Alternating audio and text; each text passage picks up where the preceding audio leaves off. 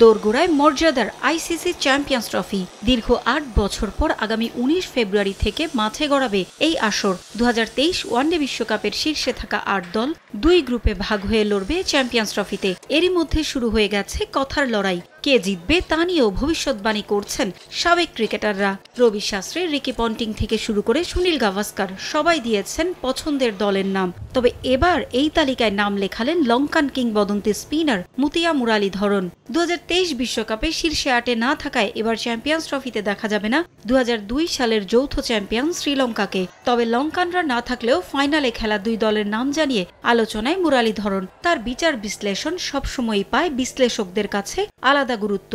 ক্যারিয়ারে ৩ ফরম্যাট মিলিয়ে সর্বোচ্চ ১৩৪৭ উইকেট শিকারী মুরালীধরন জানালেন, এবারের আসরের ফাইনাল সবশেষ আসরের ফাইনালের পুনরাবৃত্তি হবে। আসরে ফেভারিট অনেকেই আছে, তবে নিশ্চিত করে বলার উপায় নেই যে এই দলটাই জিতবে। ভারত ও পাকিস্তান ফেভারিট। ঘরোয়া কন্ডিশনের জন্য এগিয়ে থাকবে পাকিস্তান। ভারতও এমন কন্ডিশনে বেশ ভালো দল। চ্যাম্পিয়ন্স ট্রফির ম্যাচগুলো যেহেতু পাকিস্তান ও সংযুক্ত আরব আমিরাতে হবে, তাই সেখানকার উইকেট স্পিন বান্ধব হবে বলেই আশা এই কিংবদন্তির। রশিদ খান ভালো, রবীন্দ্র জাদেজাও আছে। অনেক স্পিনাররাই এখন উঠে আসছে। তারা এই টুর্নামেন্টেই সত্যিই ভালো করবে। উইকেট স্পিনারদের সাহায্য করবে বলে আশা করি।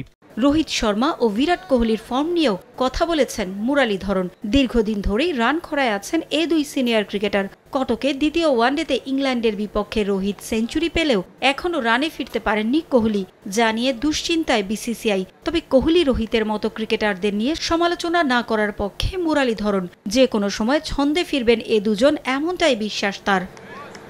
পারভিন আক্তার, সময় সংবাদ।